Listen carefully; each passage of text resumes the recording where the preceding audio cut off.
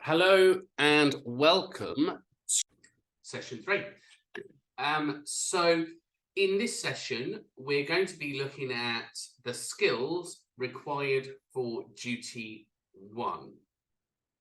And hopefully what we'll do, we'll have a very clear idea around how we can apply what we've learned last session with the skills and knowledge together to see how we lead our teams better and to see the systems and processes that we have.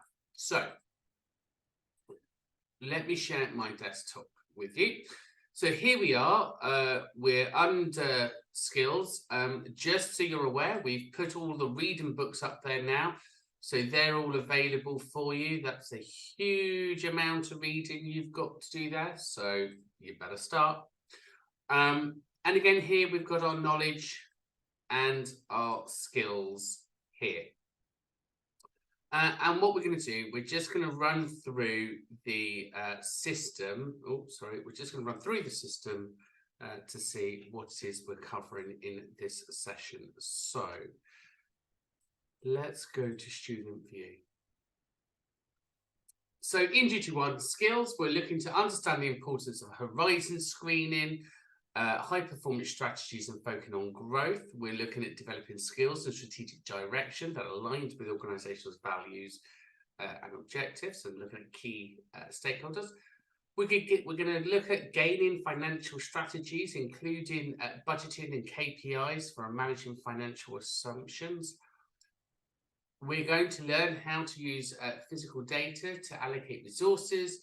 And then we'll develop the ability to take accountability and align our clear values and communications for transparency across the stakeholders. So looking at duty 1, setting the overall strategic direction for the areas of your responsibilities and working in partnership with boards or equivalent, encourage employees to buy organizations' vision. So last week we spent a lot of time looking at visions, values, and how we do that. So 1.1 we're going to be looking at, S1, we're looking at to use horizon screening and looking at how we can look at high performance strategies focusing on growth. We're going to S2 look at set up directions to gain support from key holders. S10, oversee development and monitoring financial strategies, and S11, use financial data to allocate resources. So looking at setting the strategic direction and gaining support from key holders, we need to conduct a situational analysis first. So we're looking at internal and external environmental procedures to look at operations to identify strengths, weaknesses, opportunities, and threats. So that's our normal SWOT stuff. And last week we talked a lot about PASTEL, the political, economical, social tools there. So I'm hoping you had an opportunity to go online and have a look at that. But what we can do just now, we can have a little look. And we can run through a PASTEL template or example now, because I think it's useful for us to see these tools in play. And again, they're great tools. They're great tools.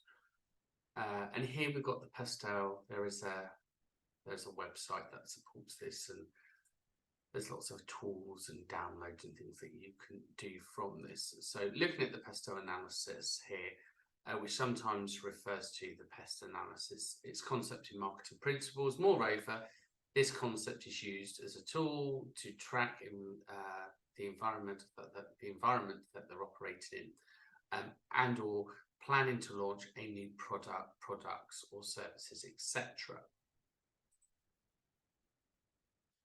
Some reason my website's deciding to stick, just making it a little bit harder for me to show you. The page is still loading. Always a problem with these freebie pages, right? Because they add lots of links to them. Right. So asking the right question then looks at what is the political situation in the country and how can this affect your industry? As I said last week, so many times I have been caught on this. Now, interestingly so, I'm not going to name anyone, but CQC are introducing a new framework called the Signal Inspection Framework. There is a real need for money to be made in this area. And I can't help but feel, and it's only my opinion, I can't help but feel from what I'm seeing and hearing that they're going to be using this to create revenue. And I don't think it's going to be difficult to create revenue because ultimately in health and social care, none of us are in a position where we're up on 100% of everything. And if you drill down deep enough, you're always going to strike oil or water somewhere. And I worry that this new Signal Inspection Framework is going to take away this holistic approach and it just becomes a really forensic, detailed, but you haven't done this and you haven't done this, and therefore you failed in your duty of care, here's a fine approach, which I'm hoping it's not going to be. But for what I'm seeing in the marketplace, evidence would suggest otherwise. So here we can see we've got the political, the economic, the social, technological, legal and environmental. And I was hoping that there was going to be a form, a template that we could use. But you know what? My computer is sticking all over the place and I just don't think it wants to play ball. The government, interestingly so, used Pastel, which is quite interesting. So again, it's a risk management tool. So if it's good enough for them, it's good enough for us, right? But you can go online. I mean, look, you've just seen that I've put it in there. There's lots of different ways of using it or finding it. Normally, if you just put doc, it'll come up with a template. There we go. So it's not difficult to find templates. There we go. So we've got a Word template here or a PDF one. I'll tell you what I'll do. Just because I'm nice, I will download this and then upload it into your area so you've got the tool so you haven't go looking for it. We'll open this up and have a look at this. And I think that the reality is, you know, I'm a true believer if it's not broken, don't fix it. Try not to make things more complicated. However, there is a definite call or rationale in if you do things that inspectorate agencies like or they're familiar with, it does make your job a lot easier. So that's working in the background. I'll bring that over when we're ready. We need to define the organization's vision, visions, missions, and values. We talked about doing that last week. There was a lot around kind of preparing for this, and that's in your standard business plans. And a lot of the business plan templates now have that. So it's not a difficult thing. Right, the Pastel analysis tool is ready. I'm not that excited by it, really. I thought it was going to look a bit more jazzier than that. It is just what it is, the factors and the business impact. So what are the factors that are political? How will that impact your business? What is the economic factors? How will that affect your business? So sociological factors and impact, technological and legal. So it's not that exciting at all. I thought it was going to be a bit more exciting than that. Okay. We're going to develop strategies and look at objectives and goals. So we're going to develop clear, measurable strategies. And those clear, measurable strategies, again, if you look at some assessment tools out there, so let's have a look at this. Develop goals. Actually, we can do this. There was a while ago, I used a really good online business tool, and it was just, you just popped your data in and it created a fantastic business plan. that you're able to look at. So let's just have a look there.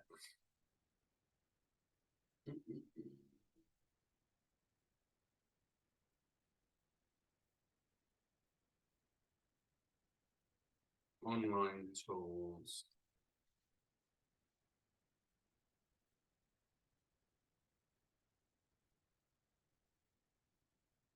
Now, look, here's an interesting one. Look, here's a tool that turns strategies into key performance indicators, and it's free, which is my favorite. Try it for free. Okay, well, it's worthwhile. You know, we've got the IT and the infrastructure there. So align everyone with strategies, enable teams to set OKRs or KPIs, key performance indicators that matter, engagement points, and achieve their goals. So look, if there is something out there in the marketplace that helps you, definitely use technology to do it. Paper-based stuff is a bit predated now anyway. And again, engage with stakeholders. Just think about your direction, how you're going to do that.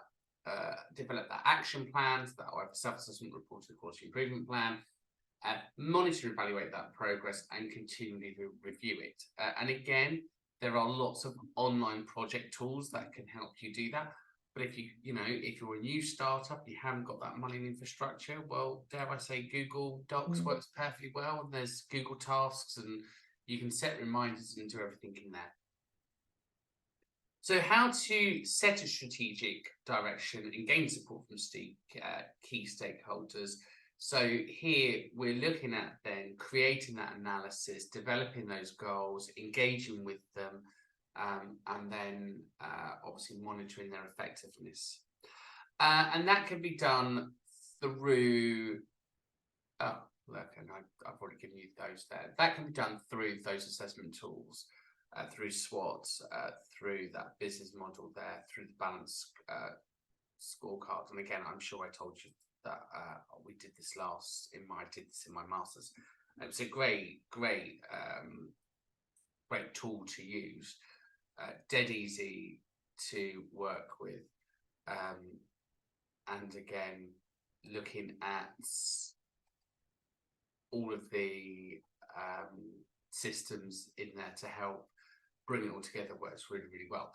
So just think about your strategic direction, think about the way that you're going, look at how you're going to implement that within your roles. Develop and monitor financial strategies. So again, based on organization's budget KPIs. At this point, then you've got to develop your financial strategy. So if we just look at developing a financial strategy in here, and we pop that in our search engine, we can just look at different things that come up. Okay, so financial strategies then, you can see on here, obviously define your financial goals. Well, that's a given. So we would normally do your profit and loss, your accounts. We'd be looking at data sheets and stuff like that. Things such as QuickBooks and stuff like that will do all of that as well. So you can have an idea at doing that. So build a winning financial strategy for your business. One of these websites I've used in the past, and again, great for building clear corporate accounts and looking at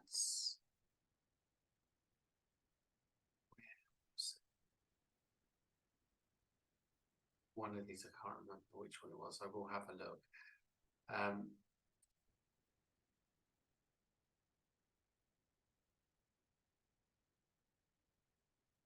Yeah, can't remember.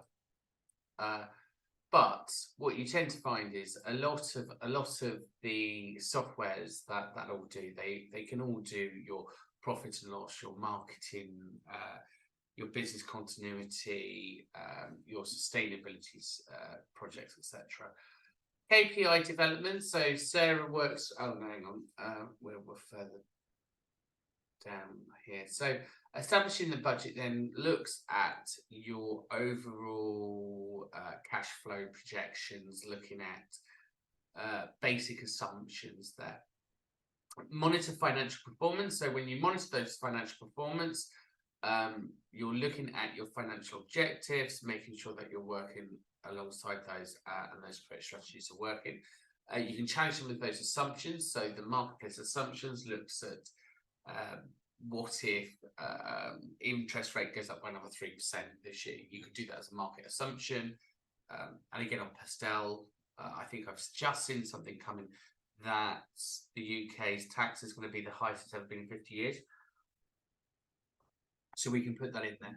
Budgeting software, absolutely, will help manage all this. And I think that the reality is that none of us in a senior leadership position are able to do everything. We're not going to be able to be the accountants, the marketing, the HR. We're going to have our hands or our fingers in many pies. So just find software, my top tip, just find software that's easy to use. And once you've got it, stick with it.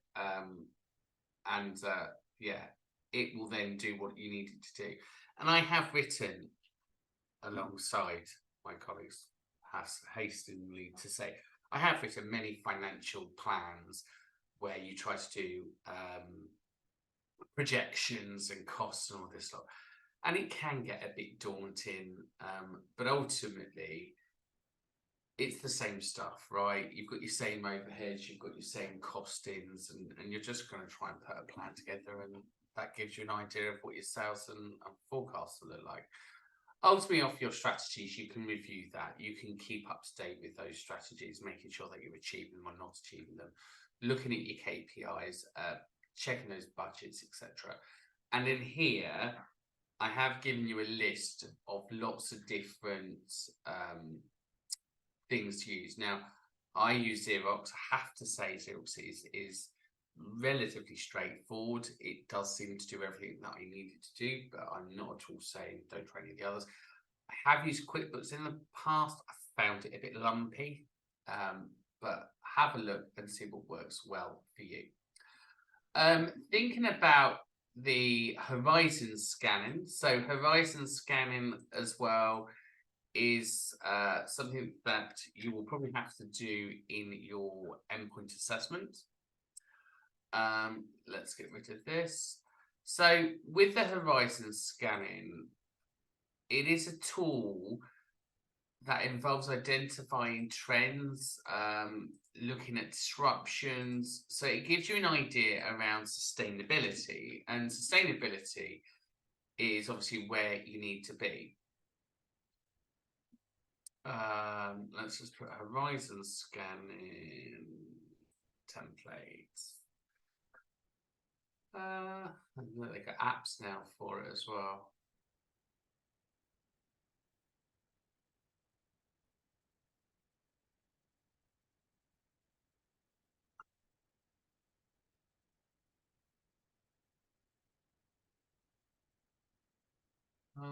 Institute of Risk Management.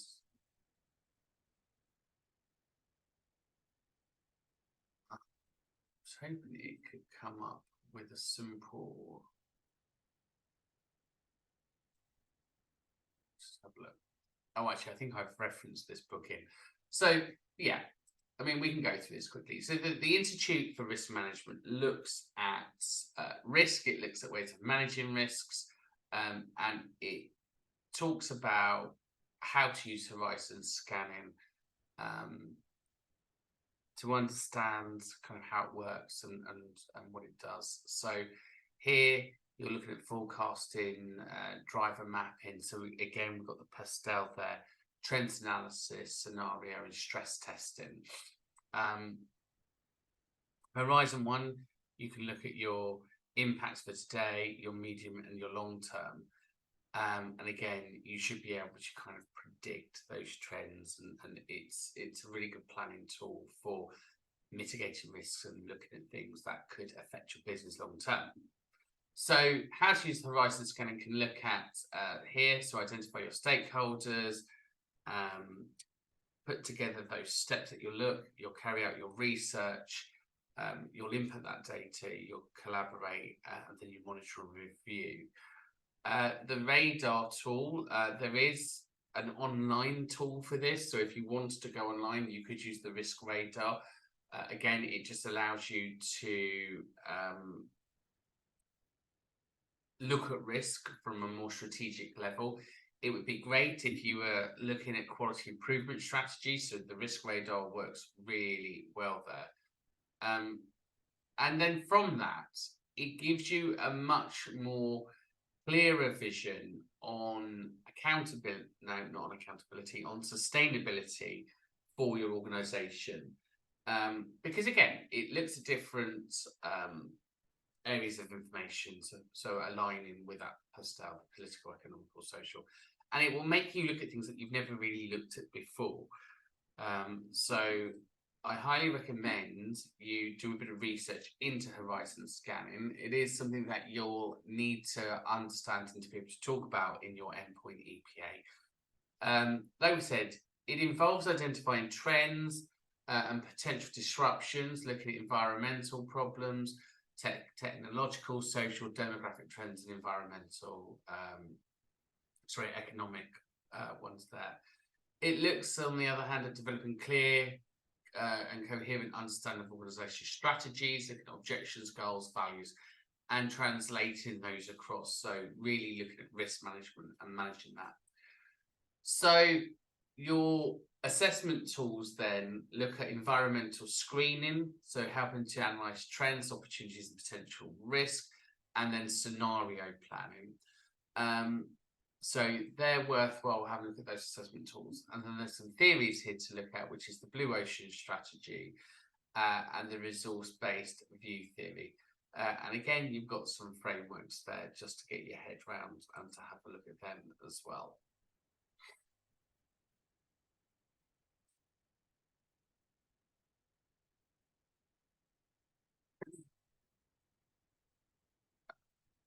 So using the horizon scanning looks around growth and sustainability.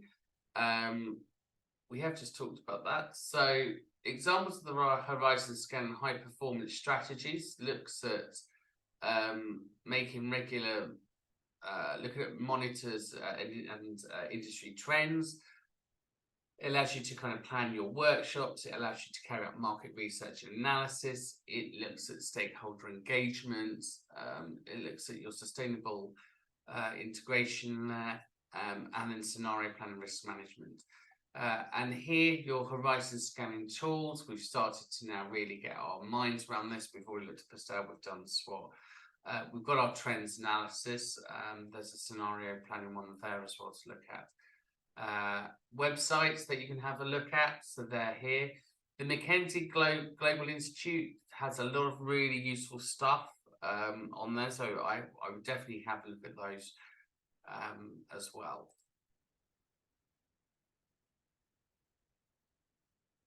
So using that financial data to allocate resources, you obviously need to identify your financial data first. So this involves collecting and analysing the financial data, and that will be through your profits, your cash flow, your budgets, your balance sheets, and your statements. From there, you'll be able to prioritise your resources based upon your physical data, and then you can determine the funding amounts that you need. So looking around kind of how you're going to cash flow things. Or at least set your budgets to achieve desired outcomes.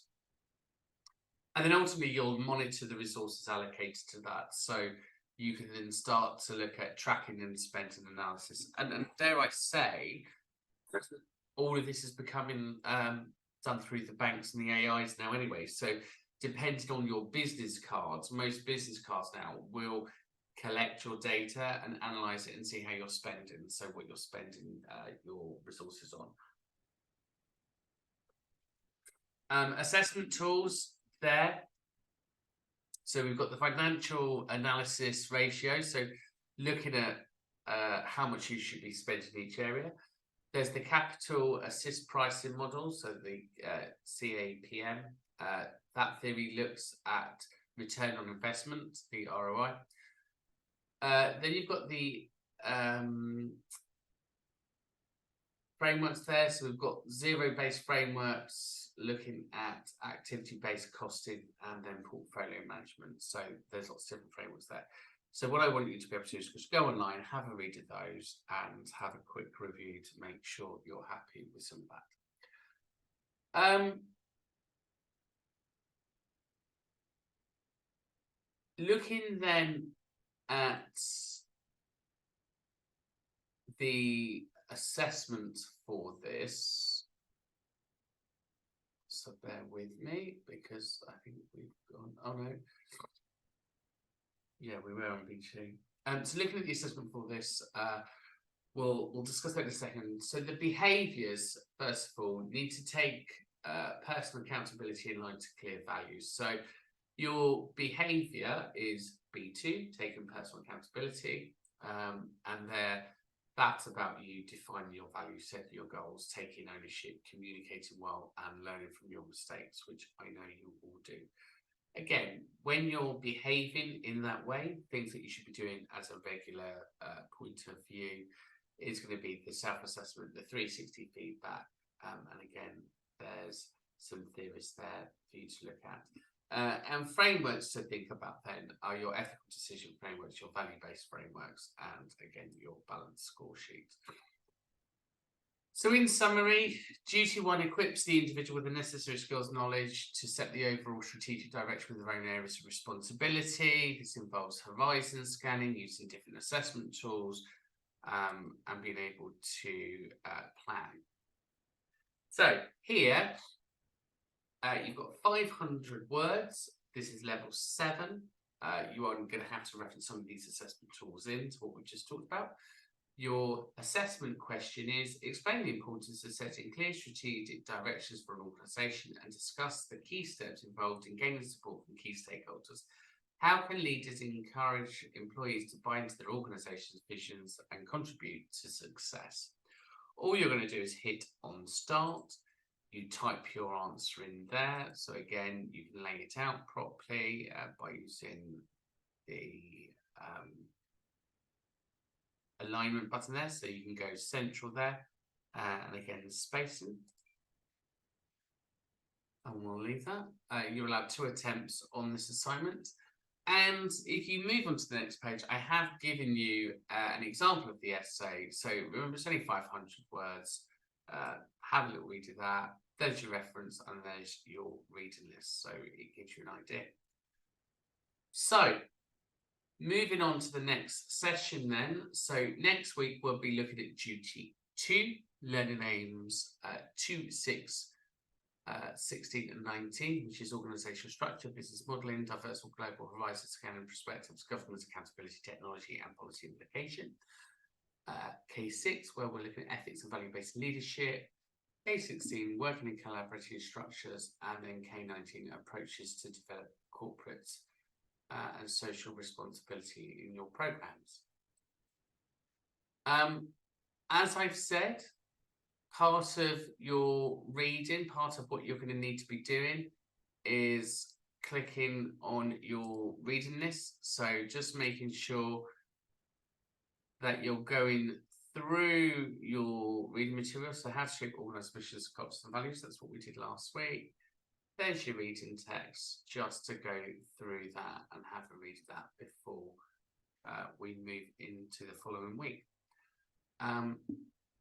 So hopefully that whistle-stop tour of Senior Leader Duty 1 skills has given you a much clearer idea of the skills, the knowledge and the behaviours that we need to do that.